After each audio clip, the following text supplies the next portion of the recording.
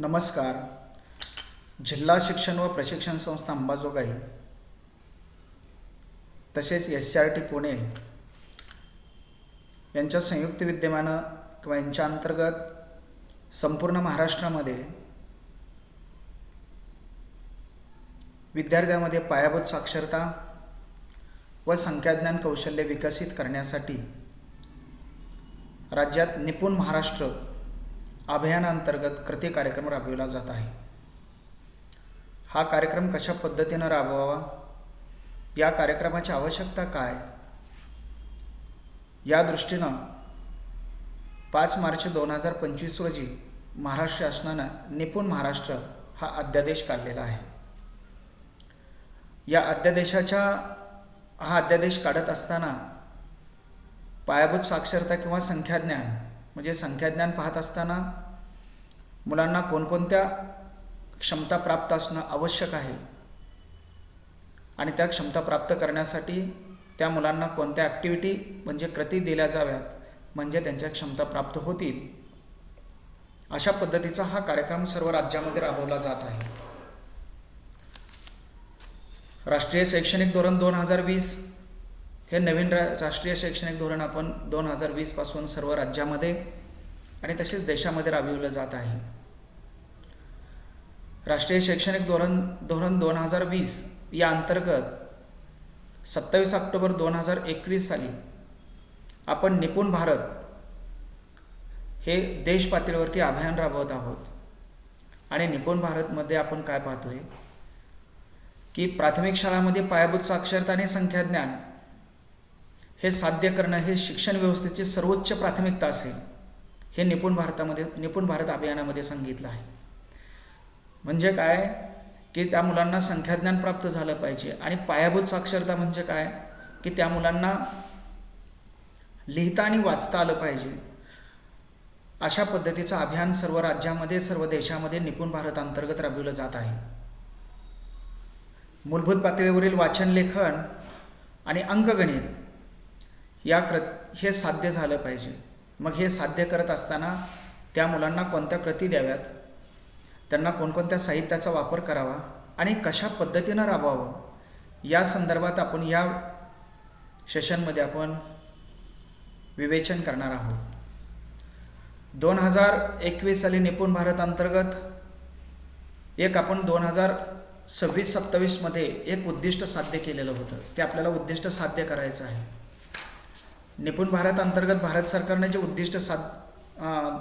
उद्दिष्ट दिलेलं होतं, जे उद्दिष्ट कोणतं लक्ष्य निर्धारित केलेलं होतं, ते निर्धारित लक्ष्य या पद्धतीनं होतं की निपुण भारत अंतर्गत प्रत्येक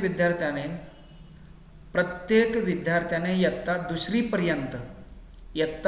दुसरीपर्यंत पायाभूत साक्षरता आणि संख्याज्ञान हे सन 2026-27 मध्ये आपल्याला हे लक्ष्य प्राप्त करायचं आहे. इयत्ता दुसरीमध्ये साक्षरता, पायाभूत साक्षरता आणि संख्याज्ञान. मी पुन्हा वाक्याचा वर्डिंग डबल वेळास वापरतोय.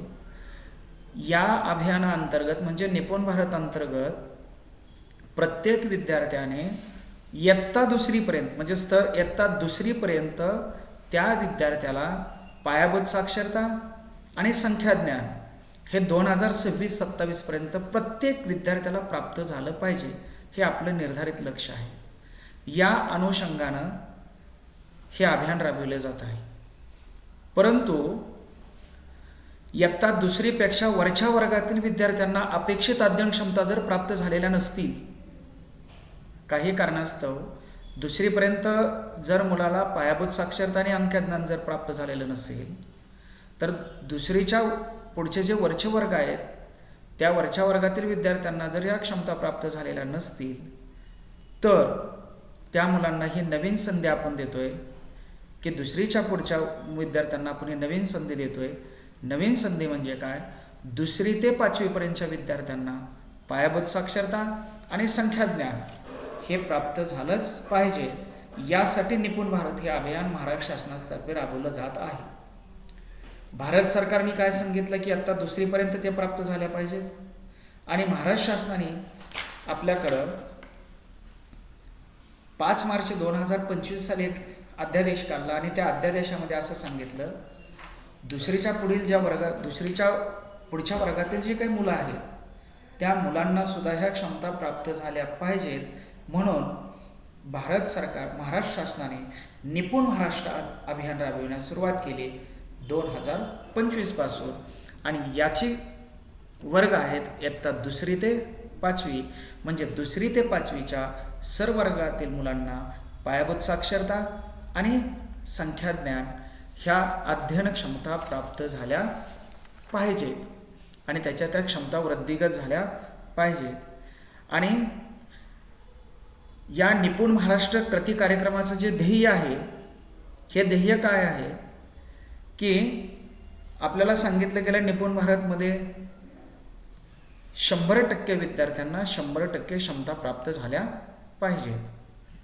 परंतु निपुण महाराष्ट्र या अभियानांतर्गत इयत्ता 2री ते 5वीच्या मुलांना देखील 100% मुलांना 100% क्षमता प्राप्त झाल्या पाहिजेत हे अपेक्षित आहे. परंतु किमान वर्गातील किमान 75% विद्यार्थ्यांना देखील 75% विद्यार्थ्यांना वर्गातील 75% विद्यार्थ्यांना 75% अध्ययन क्षमता वर्गातील 75% विद्यार्थ्यांना या अध्ययन क्षमता प्राप्त झाल्या पाहिजेत. हे आपलं निपुण महाराष्ट्रचं ध्येय आहे. अपेक्षित आहे 100% मुलांना 100% क्षमता प्राप्त झाल्या पाहिजेत, परंतु किमान 75% मुलांना तरी त्या क्षमता प्राप्त झाल्या पाहिजेत. यासाठी निपुण महाराष्ट्र अभियान राबविलं जात आहे. म्हणून या अभियानाची रचना, त्याची व्याप्ती, त्याचा कालावधी या सर्व गोष्टी आपल्याकडे ठरवून दिलेल्या आहेत. मग आपल्याला निपुण महाराष्ट्र अंतर्गत जे ध्येय साध्य जर करायचं असेल, जर ध्येय साध्य करायचं असेल तर मला त्या विद्यार्थ्यांना संख्याज्ञानावरती ज्या काही कृती आहेत त्या कृती द्याव्या लागतील. त्या कृतीच्या दृष्टीनं अध्यापन करावं लागेल आणि त्या मुलांच्या त्या क्षमता प्राप्त करून घ्याव्या लागतील. पण ह्या निपुण महाराष्ट्र अंतर्गत जो आपण हा प्रोग्राम राबवतोय याची जर व्याप्तीचा जर विचार केला तर यात आपण काय पाहिलं की 2री ते 5वीच्या मुलांना हे कंपल्सरी आहे. ह्या 2री ते 5वीच्या वर्गातील मुलांना पायाभूत साक्षरता आणि संख्याज्ञान ह्या क्षमता प्राप्त झाल्याच पाहिजेत. परंतु कधी कधी 5वीच्या पुढं देखील म्हणजे 5वी ते 7वी ते 8वीच्या मुलांना देखील त्या क्षमता प्राप्त नसतील, तर त्याही क्षमता प्राप्त करण्यासाठी संबंधित शिक्षकांनी ते काम किंवा त्या संबंधित शिक्षकांनी याही कृतीचा वापर करून त्या विद्यार्थ्यामध्ये या क्षमता प्राप्त करण्यासाठी काम करणं आवश्यक आहे. परंतु हे ऐच्छिक स्वरूपाचं आहे. म्हणजे आपल्याला निपुण भारत अंतर्गत एक गोष्ट आपल्या लक्षात आली असेल, निपुण महाराष्ट्र अंतर्गत एक गोष्ट लक्षात आली असेल की मुलांना पायाभूत साक्षरता आणि संख्याज्ञान प्राप्त झालंच पाहिजे. आणि हे क्षमता जर प्राप्त करायच्या असतील, संख्याज्ञानाच्या क्षमता जर प्राप्त करायच्या असतील तर आपल्याला कृती कार्यक्रम राबवावा लागेल. मग तो कृती कार्यक्रम कोणता असेल, तो कशा पद्धतीचा असेल, याच्यासाठी अंबाजोगाई डाईट जिल्हा शिक्षण व प्रशिक्षण संस्था या संस्थेच्या माध्यमातून दर गुरुवारी कृतीचा गुरुवार हा उपक्रम राबविला जातो.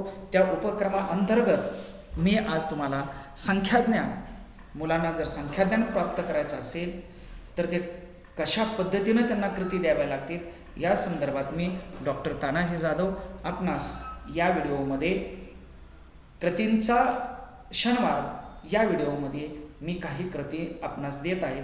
त्या पद्धतीनं जर अध्ययन केलं तर निश्चितपणे मुलांना त्या क्षमता प्राप्त होतील. मग पहा, संख्याज्ञान आणि अंकज्ञान, आपण अंकाची ओळख सुरुवातीला करून घेणार आहोत. आणि अंकाची ओळख करत असताना निपुण महाराष्ट्र अंतर्गत जे काही अध्ययन क्षमता दिलेल्या आहेत त्या 2रीच्या कोणत्या आहेत आणि 3 ते 5च्या कोणत्या आहेत हेही मला माहीत असणं आवश्यक आहे.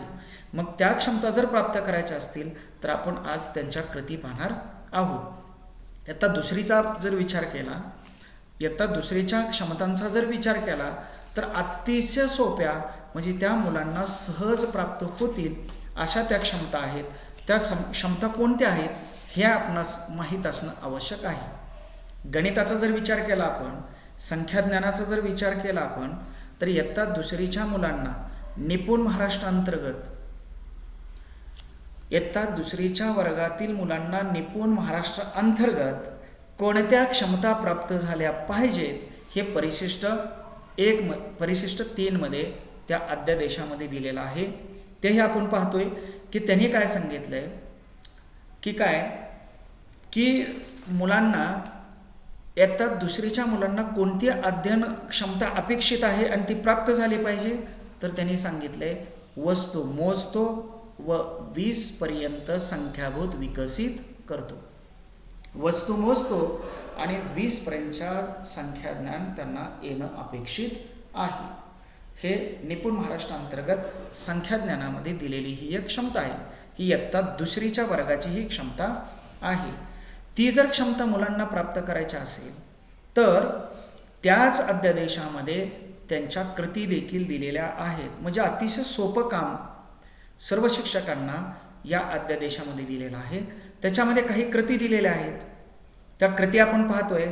त्या कृती आपल्याला आपल्या शाळेमध्ये असणाऱ्या जी गणित भास्कराचार्य पेटी आहे, पुन्हा भाषा गणित अध्ययन समृद्धी जी पेटी आहे, या पेटीच्या माध्यमातून जे साहित्य आहे त्या साहित्याच्या माध्यमातून या कृती जर आपण घेतल्या तर निश्चितपणे मुलांना या क्षमता प्राप्त होतील. आणि क्षमता ज्या दिलेल्या आहेत जर पाहिलं तर इयत्ता दुसरीसाठी 20 पर्यंतचे अंक मुलांना येणं अपेक्षित आहे. फक्त 20 पर्यंतचे एवढीच अपेक्षा या निपुण महाराष्ट्रामध्ये ठेवलेली आहे. आणि मग त्या 20 पर्यंतच्या संख्यांचा आपण अभ्यास करत असताना त्या 20 पर्यंतच्या संख्या आणि 1 ते 9 अंक हे मुलांना येणं अपेक्षित आहे.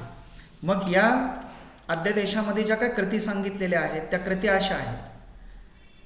0 ते 9 संख्या नामे क्रमाने म्हणतो. 0 ते 9 संख्या नामे क्रमाने म्हणतो.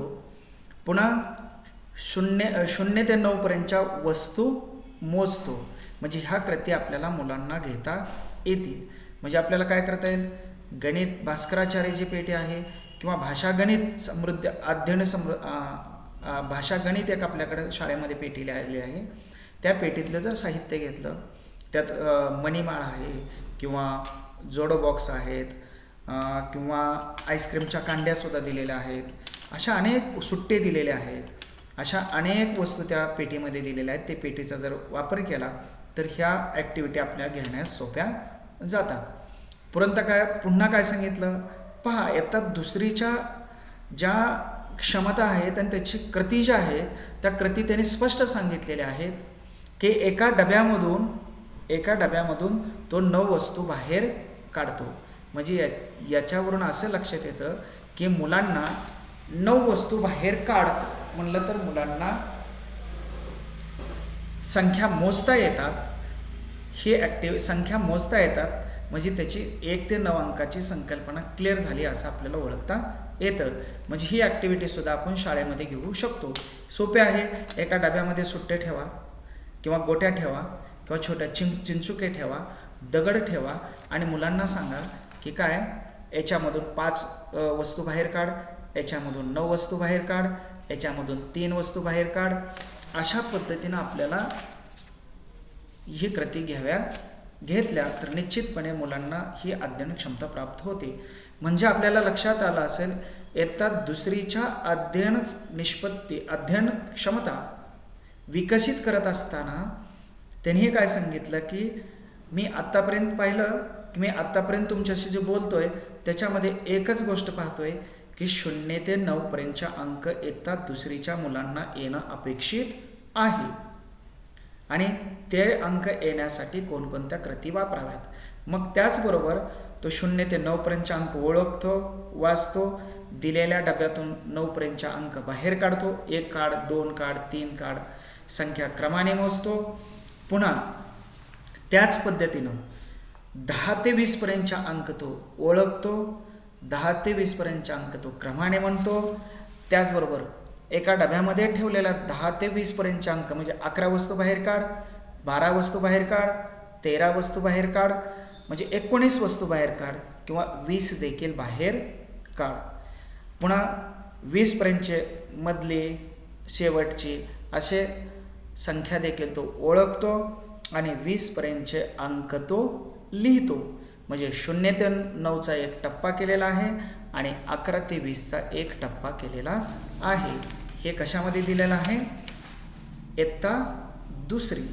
म्हणजे पहा, जे आपल्याला जे संख्यावरील जे संख्याज्ञान दिलेलं आहे, या संख्याज्ञानामध्ये इयत्ता दुसरीला अपेक्षित आहे 0 ते 9 आणि 11 ते 20. म्हणजे 0 ते 20 पर्यंतच्या अंकांचं वाचन करता आलं पाहिजे. ते 0 ते 20 पर्यंतच्या अंकांच्या कृती करता आल्या पाहिजेत. म्हणजे दिलेल्या संख्या सांगितल्यानंतर तेवढ्या वस्तू त्याला बाहेर काढता आल्या पाहिजेत. या पद्धतीच्या जर कृती घेतल्या तर अपेक्षित 20 पर्यंतचे अंक मुलांना येऊ शकतील. अशा पद्धतीनं आपण निपुण महाराष्ट्रामध्ये आपण काम करत आहोत. हे अतिशय सोपं असणारं काम आहे. म्हणजे असं अवघड असं काहीही नाही. अतिशय सोपं असणारं. जर साहित्याचा वापर केला तर निश्चितपणे आपल्याला हे दाखवता येईल. आता पहा, आपण जर या कृतींचा जर विचार केला तर पहा, आपल्याकडं अशा पद्धतीचा एक ही दिलेला आहे, एक डब्बा दिलेला आहे आणि याच्यामध्ये जर सांगितलं मुलांना, एक काम करा मुलांनो, या डब्यामध्ये काही वस्तू आहेत, या डब्यामध्ये काही वस्तू आहेत. इयत्ता दुसरीसाठी आपण ही कृती पाहतोय. इयत्ता दुसरीसाठी मी वारंवार गोष्टीचा का उल्लेख काय करतोय? इयत्ता दुसरीसाठी ही कृती पाहत असताना मी तुम्हाला वारंवार काय सांगतोय? याच्यामधून इयत्ता दुसरीच्या मुलांना 30 अंक वजा 30 वस्तू बाहेर काढ, 35 वस्तू बाहेर काढ किंवा 25 वस्तू बाहेर काढ हे सांगायचं नाही.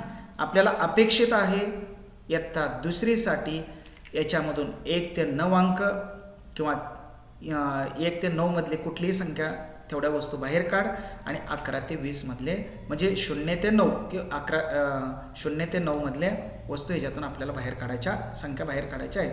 आता मी ही कृती घेतली. पहा, या डब्यामध्ये काही वस्तू आहेत.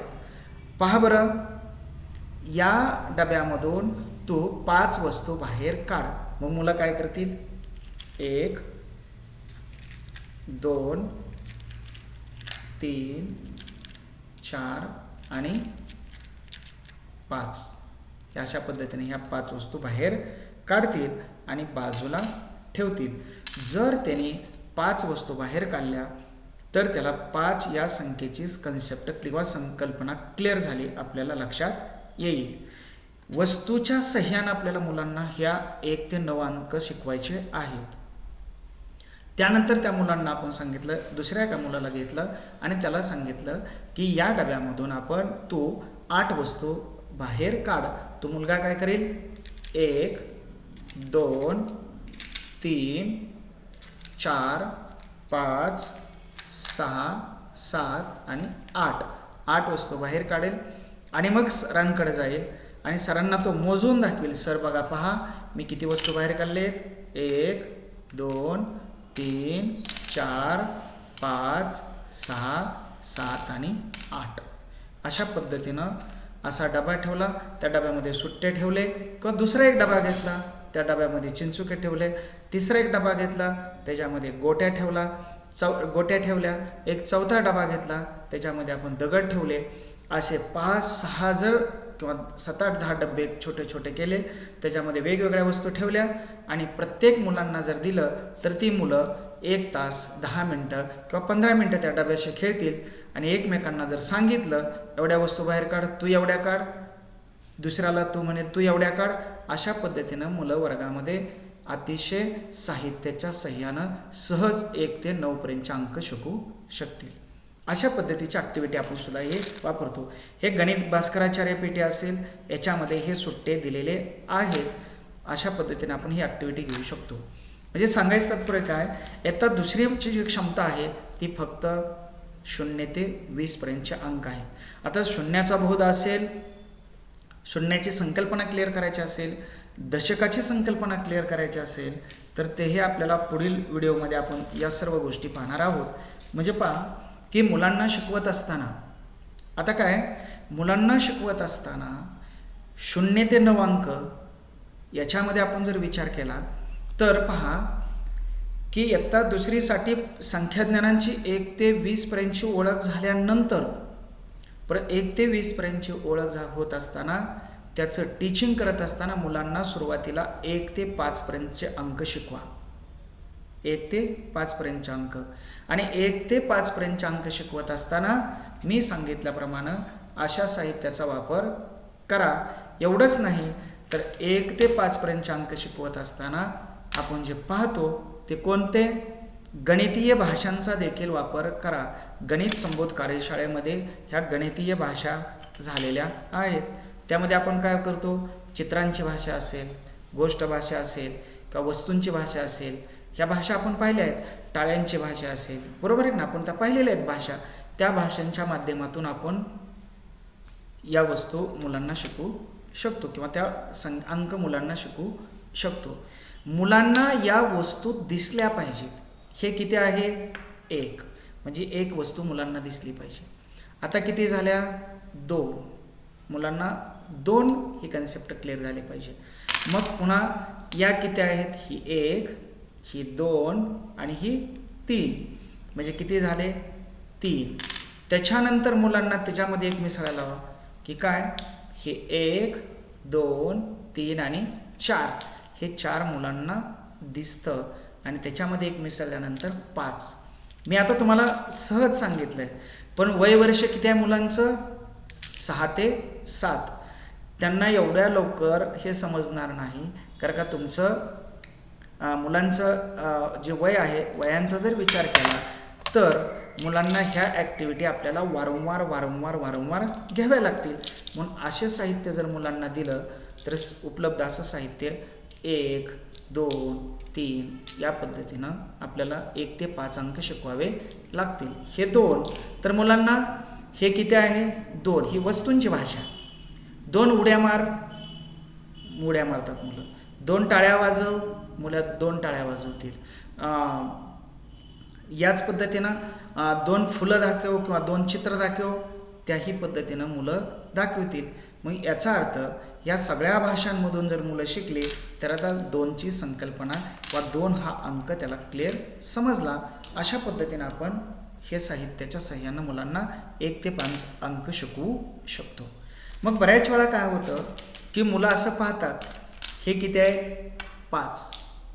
मी आता काय पुढचं स्टेप काय घ्यायला लागलो सुरुवातीला 1 ते 5 अंक शिकवा. सुरुवातीला 1 ते 5 अंक मी साहित्याच्या सहाय्यानं शिकवलं, गणितीय भाषांच्या सहाय्यानं शिकवलं. त्यानंतर आपण काय करतोय की हे जे 1 ते 5 आहेत हे अंक मी शिकवले हे 5 आहे. याच्यातून मुलांना असं आपण केलं एखादी बाजूला काढली तर मुलं मोजतील 1 2 3 4 हे 4 आहे. मी एक कमी केले पुन्हा किती आहेत हे 3 आहेत. पुन्हा कमी केलं हे किती राहिलं मुलं सांगतील 2. आपण लिखाणाकडे आलोय का आता नाही. हे सर्व आपण संख्या शिकवत असताना आता किती राहिलं 2. आता किती राहिलं 1. आता किती आहे 1. मुलं म्हणतील सर 1 आहे. हे असं असं वारंवार ही कृती घेतल्यानंतर मग आपण काय करूया हे किती आहे 2. मग याच्या समोर 2 लिहूया. हे किती आहे वस्तू 1 मग त्याच्या समोर 1 लिहूया. मग हे किती आहेत 3 त्याच्या समोर 3 लिहूया. हे किती आहे 4 त्याच्या समोर 4 लिहूया. हे किती आहेत 5 त्याच्या समोर 5 लिहूया. म्हणजे 5 ह्या वस्तू दिसतील आणि 5ही अंक त्याला समजेल. म्हणजे 1 ते 5 पर्यंत आपण मुलांना हे सांगतोय. मग पहा 1 ते 5 पर्यंत मुलांची ही संकल्पना क्लिअर झाल्यानंतर पुढची कृती काय करतोय मी ही 1 कमी केलं मुलगा म्हणेल सर 4 आहे. 1 कमी केलं मुलगा म्हणेल सर हे 3 आहे. 1 कमी केलं मुलं म्हणतील हे 2 आहेत. 1 कमी केलं मुलं म्हणतील हे 1 आहे. आणि मी हे आता काढून घेतलं. आता किती आहे मुलं गप्प बसतील काहीच नाही. आता काय आहे काहीच नाही याचा अर्थ काहीच नाही म्हणजे वर्गामध्ये एकही मुलगा नाही काहीच नाही. म्हणजे काय हे काय म्हणजे मग आपण मुलांना 0. मग काय शिकवतो आपण शून्य.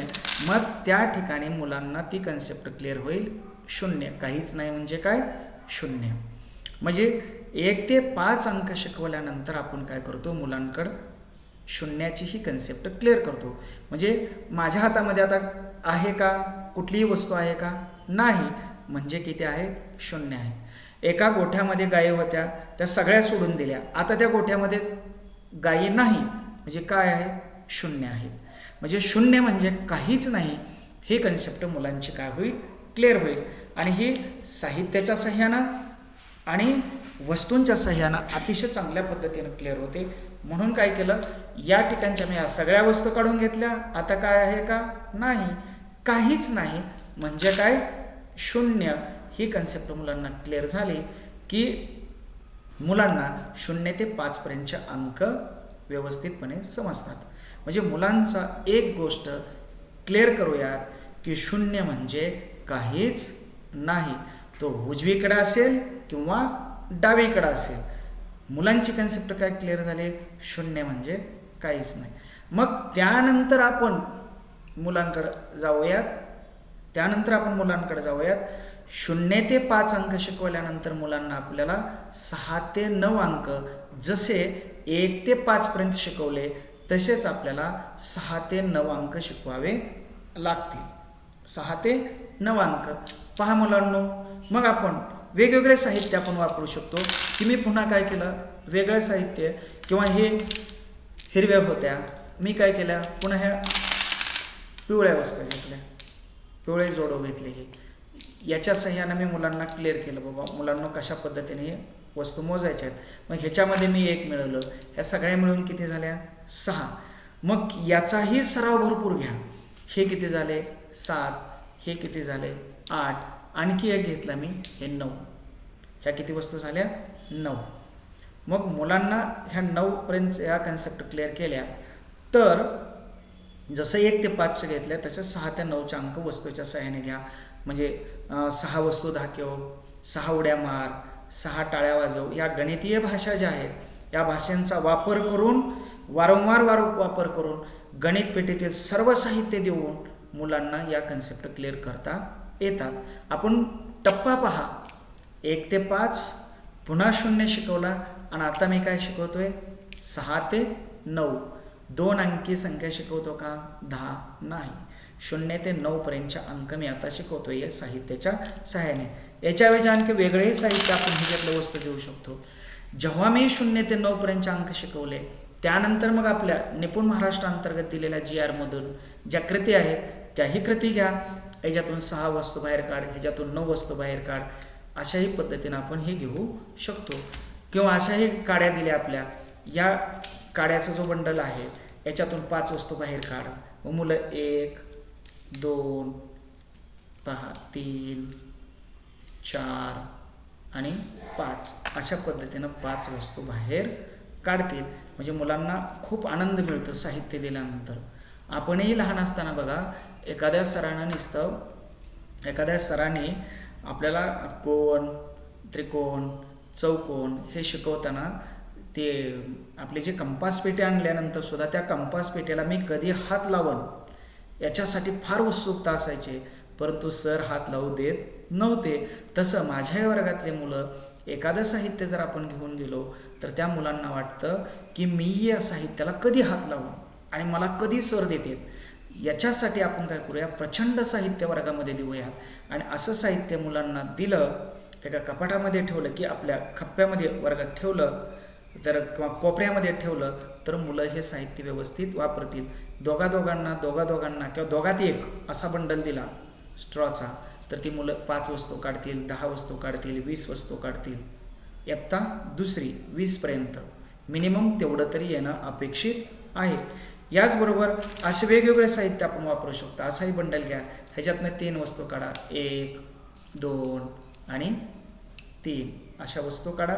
मुलं वस्तू काढतील आणि मुलांचं अंकज्ञान म्हणजे 1 ते 9 पर्यंतचे अंक क्लिअर होतील. आणि अशा पद्धतीनं असे वेगवेगळं साहित्य आपण वापरू शकतो. एवढंच नाही तर आपल्या आईस्क्रीमच्या ज्या कांड्या असतात, काड्या आपल्याही या काड्याचं बंडल घ्या. हे खूप सोपं साहित्य आहे, हे फार अवघड नाही. हेही साहित्य दिलं, ह्याच्यातून 20 वस्तू बाहेर काढ, ह्याच्यातून 10 वस्तू बाहेर काढ, ह्याच्यातून 15 वस्तू बाहेर काढ, हेही कन्सेप्ट क्लिअर होणं गरजेचं आहे. जसं आपण 1 ते 9 पर्यंतच्या अंकांची ओळख घेतली, तशाच पद्धतीनं आपल्याला 1 ते 11 ते 20 पर्यंतच्या अंकांची ओळख करायची आहे. परंतु आपण काय शिकवतो मुलांना, की चला मुलांना फळ्यावरती लिहितो, एकावर एक 11, हे चूक आहे. एकावर एक 11 का एकाच्या वर एक लिहायचं का नाही. एकावर 2 12, आपण लहान असताना ह्या गोष्टी शिकलो. आणि आपण जर असं शिकवत गेलात तर मुलं व्हिज्युअलाइज असं करतात, एक लिहितील आणि एकाच्या डोक्यावर एक लिहितील. एकावर एक 11 नाही, एका पुढे एक 11 सुद्धा नाही. आपण काय करतो, 1 दशक 1 11. म्हणून 1 ते 100 पर्यंतचे अंक जर आपल्याला मुलांना शिकवायचे असतील तर दशक ही कन्सेप्ट फार महत्त्वाची आहे. आणि हा दशक मुलांना एकदा आला की मुलांना 100 पर्यंतचे अंक सहज येतात. मग दशक ही कन्सेप्ट क्लिअर करावी लागेल. आणि मग मुलांना 1 दशक 1 11, 1 दशक 2 12 अशा पद्धतीनं आपल्याला पुढची उजळणी किंवा पुढील संख्या आपल्याला शिकवाव्या लागतात. म्हणजे आता दुसरीच्या मुलांना ज्यावेळेस 1 ते 20 पर्यंतच्या आपण ॲक्टिव्हिटी घेणार आहोत, ती ॲक्टिव्हिटी घेत असताना संख्यांचा अध्ययन क्षमता प्राप्त करत असताना, त्यांच्या क्षमता प्राप्त करायचं असताना हे वेगवेगळं साहित्य वापरणं गरजेचं आहे. हे साहित्य वापरलं तर मुलांना 1 ते 20 पर्यंतचे अंक सहज आणि सहजपणे वाचतात आणि वाचन केल्यानंतर मग लिहितात. आता पहा, आपण काय पाहिलं की मी पहा मुलांना मी 1 ते 20 पर्यंतचे अंक शिकवले. मी आता हे साहित्य दिलं मुलांना, मला 20 वस्तू ह्याच्यातल्या 10 वस्तू मोजून दाखव, किंवा 10 वस्तूचा एक गट्टा तयार कर, किंवा 8 वस्तू मला मोजून एका ठिकाणी ठेव. मग मी काय केलं, मुलांनी काय केलं, ही 1 2 3 4 5 6 7 आणि 1 8. आपण लाईव्ह व्हिडिओ तयार करतोय, आपल्याला असं दाखवता येत नसल्यामुळे हातामध्ये दाखवतो. ह्या किती वस्तू आहेत, 8. मुलं 8 वस्तू आहे एका हातामध्ये ठेवतील. आणि दुसऱ्या मुलाला सांगितलं, अरे तू 3 वस्तू दाखव बरं, मला 3 वस्तू माझ्या दुसऱ्या हातामध्ये ठेव बरं, 3 वस्तू. मग मुलं काय करतील, बघा ह्या 1 2 3 अशा 3 वस्तू दुसऱ्या हातामध्ये ठेवतील. आता मी या दोन्ही वस्तू अशा ठेवल्या, ह्याच्यात आहेत 8 आणि ह्याच्यात आहेत 3. आणि मी मुलांना म्हटलं, याच्यामध्ये कोणती संख्या लहान आणि कोणती संख्या मोठी असेल रे, मोठा लहान. मुलं म्हणतील सर ह्याच्यात जास्त आहेत, ह्याच्यात कमी आहेत, म्हणजे ही संख्या मोठी आहे, ही संख्या लहान आहे. म्हणजे हे व्हिज्युअलाइज झालं मुलांना. अरे 8 आणि हे किती आहे 3, म्हणजे 3 पेक्षा 8 ही संख्या जास्त आहे, मोठी आहे. कारण की त्याला वस्तू दिसतात, हे तर कमी दिसतात. याच्यावरनं कमी जास्त हाही गणनपूर्व तयारीचा बोध मुलांना क्लिअर होतो. एवढंच नाही तर हे मोठं आहे, हे लहान आहे, म्हणजे ह्या जास्त आहेत, ह्या कमी आहेत, कमी जास्त असा क्लिअर होतो. त्यामुळे मुलांचा लहान मोठेपणा देखील क्लिअर होतो संख्याज्ञान शिकवताना. आणि मग मुलांना व्हिज्युअलाइज झाल्यानंतर मुलं म्हणतात बरोबर आहे, ह्या 3 कमी आहेत, 8 जास्त आहे, म्हणजे 8 ही मोठी आहे संख्या आणि 3 ही लहान आहे. म्हणजे साहित्यानं मुलांना असं जर साहित्य दाखवलं, व्हिज्युअलाइज केलं तर मुलं सहज पद्धतीनं संख्याज्ञान शिकू शकतात. अशा पद्धतीनं आपल्याला ह्या संख्यांचा वापर करता येतो. एवढंच नाही, असे स्ट्रॉ असले तर मी पहा ह्याच्यात आहेत, आणि ह्याच्यामध्ये मी पाहिलं ह्याच्यात आहेत, मुलांना सांगितलं 1 2 3 4 5 आहेत, ह्याच्यात 5 आहेत. आणि मी इकडे दुसऱ्या वस्तू घेतल्या आणि मग मी ह्याच्यात दाखवलं हे किती आहेत. मग ही कमी जास्तची संकल्पना जर मुलांना क्लिअर करायची असेल तर पुन्हा पुन्हा सुरुवातीच्या काळामध्ये एका ठिकाणी जास्त वस्तू दाखवा. आता पहा मुलांना हे दाखवलं एवढ्या आणि या बाजूला एवढ्या, मुलं क्लिअर सांगतात सर हे जास्त आहे, हे कमी आहे, बरोबर आहे. मग कमी जास्त हा आपण शिकवत असताना सुरुवातीला एका बाजूला जास्त घ्या, एका बाजूला कमी घ्या. मुलांना व्हिज्युअलाइज जास्त दिसतं, व्हिज्युअलाइज होतं, एका बाजूला जास्त दिसतं आणि एका बाजूला कमी दिसतं. पुन्हा पुन्हा कालांतराने 1-2 दिवसानंतर मग मुलांना अशा कमी वस्तू घ्या. ह्या जास्त आहेत का, ह्या जास्त आहेत. मग मुलं म्हणतात जर ह्याला दिसलं हे जास्त तर ही जास्त आहे, हे कमी आहे, आणखी कमी करा. अशा जर वस्तू त्याला दाखवल्या कोणत्या जास्त आहेत तर मुलं काय करतात, याच्यामधल्या वस्तू मोजतात, याच्यामधल्या वस्तू मोजतात आणि ज्याच्यामध्ये जास्त आहे ते जास्त सांगतात. म्हणजे त्यांची गणनाची क्रिया सुरू होते. मुलांची गणनाची क्रिया सुरू होते. म्हणजे ते लगेच पाहतात. सुरुवातीला याच्यातली तफावत जास्त दाखवा, पुन्हा हळूहळू कमी करत याच्यातलं तफावत कमी करा. आणि तफावत एकदा कमी केली की मुलं काय करतात, त्या वस्तू मोजतात आणि मग सांगतात हे जास्त आहे का, हे जास्त आहे. अशा पद्धतीच्या ॲक्टिव्हिटी आपण मुलांना संख्याज्ञान शिकवताना घेऊ शकतो. अशा वेगवेगळ्या ॲक्टिव्हिटी आपण या व्हिडिओमध्ये आपण पाहतोय की अशा वेगवेगळ्या ॲक्टिव्हिटी जर आपण घेतल्या तर 100% मुलांना 1 ते 20 पर्यंतचं संख्याज्ञान व्यवस्थितपणे सांगता येतं किंवा शिकतात. याच्यासाठी आपल्याला गणित भास्कराचार्य पेटी आणि जे काही शासनानं पुरवलेले जे साहित्य आहे हे साहित्य जर आपण वापरलं तर हे संख्याज्ञान मुलं सहज पद्धतीनं शिकतात. एवढंच नाही तर आपल्याकडे पाहतो की आपल्याला जे साहित्य पुरवलेलं आहे त्या साहित्य पुरवलेल्यामध्ये हे एक दिलेले आहेत बघा, दशक दांडे सुद्धा आहेत. आपल्याला 1 ते 20 पर्यंतची संकल्पना क्लिअर करत असताना 1 ते 20 पर्यंतची संकल्पना क्लिअर करत असताना आपल्याला दशक महत्त्वाचा आहे. काय महत्त्वाचं आहे, दशक. आणि हा दशक एकदा आपण टप्पे काय पाहिले, 1 ते 5, 5 नंतर 0, 0 नंतर 6 ते 9 आणि 9 नंतर मला दशक शिकवायचा आहे. आणि हा दशक शिकवताना अत्यंत महत्त्वाची कन्सेप्ट आहे दशक. एकदा मुलांना दशक आला की सगळ्या दशक एकदा जर मुलांना क्लिअर झाला तर मुलं 100 पर्यंतची उजळणी किंवा 100 पर्यंतचं म्हणजे 99 पर्यंतचं संख्याज्ञान मुलं क्लिअर येतं. म्हणून दशक ही कन्सेप्ट क्लिअर होणं महत्त्वाची आहे. आता पहा, आपण जर पाहिलं की आपण जर एक काय पाहतो की मी आता वहीवरती लिहितोय. आता इथं साहित्याचं पहा, मी एक तुम्हाला मुलांना सांगतो की एक काय, हा मला एक सांगतो तुम्हाला, हे मी असं लिहिलं आहे बघा, त्याच्यामध्ये दिसत असेल किंवा नसेल, हे 10 आहे. हे काय आहे, 10. हे 10 जर तुम्हाला क्लिअर करायचं असेल तर अतिशय व्यवस्थितपणे आपल्याला हे 10 कन्सेप्ट क्लिअर करावे लागेल.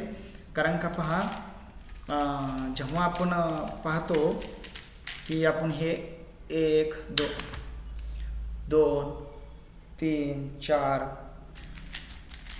वस्तू घेतल्या,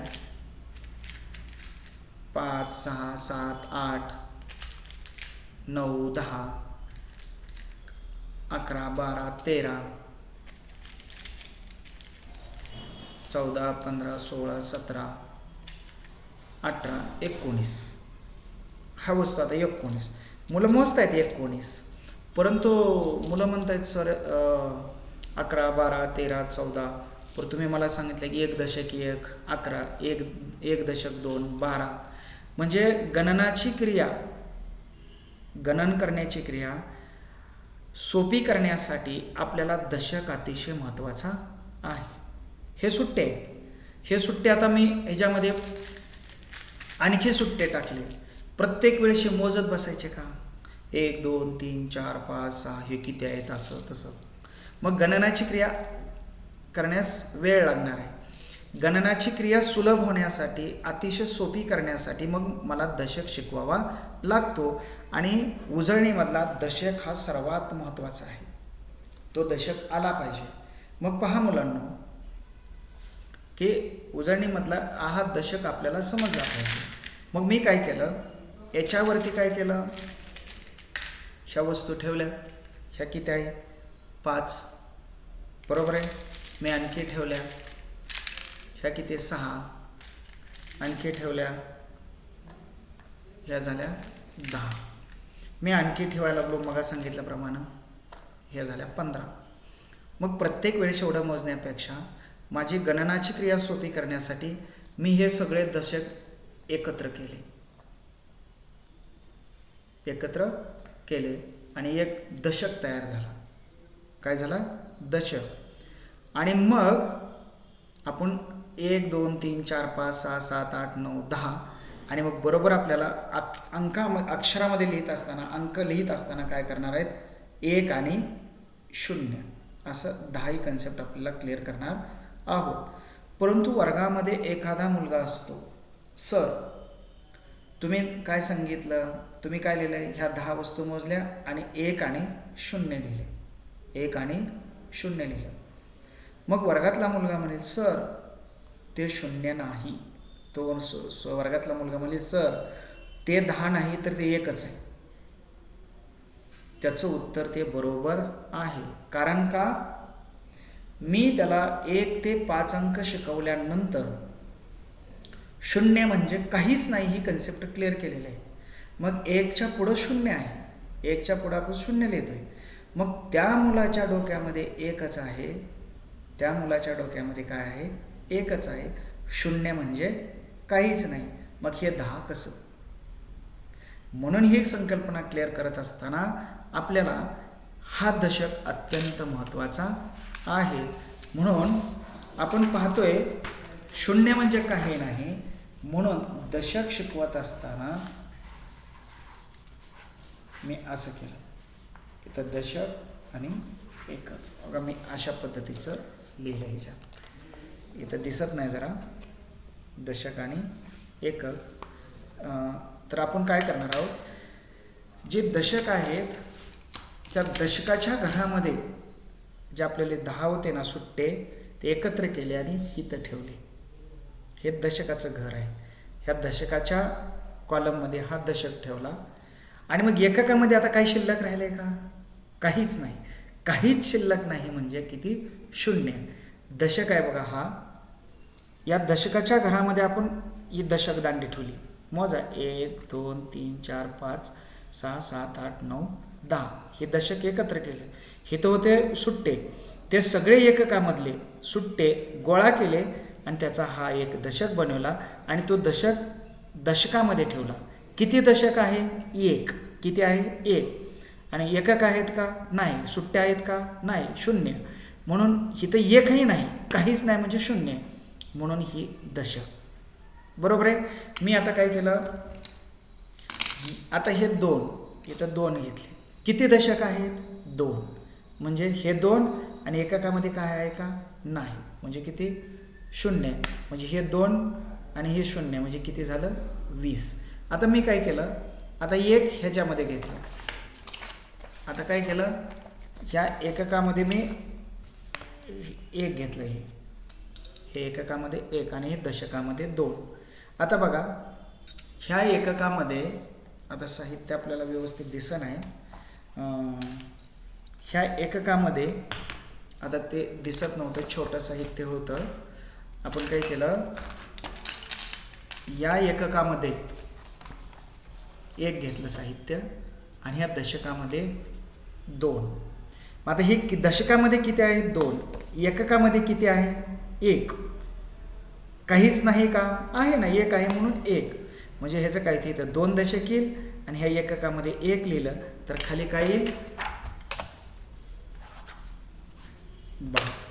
मी काय केलं? ह्या दशकामध्ये हे 2 आणि दशकामध्ये बघा दशकामध्ये 2 1 दशकामध्ये 2 आणि एककामध्ये 1 म्हणजे किती झालं? 21. अशा पद्धतीनं आपल्याला दशकाची कन्सेप्ट मुलांना क्लिअर करावी लागेल. आणि एकदा जर मुलांची दशकाची कन्सेप्ट क्लिअर झाली की मुलं सगळे अंक व्यवस्थितपणे शिकतात. मग याच्यासाठी आपल्याकडं जी गणित भास्कराचार्याची पेटी आहे, या गणित भास्कराचार्य पेटीमध्ये ह्या दशक दांड्या दिलेल्या आहेत. हो का? एकत्र जोडलेल्या ह्या दशक दांड्या दिलेल्या आहेत.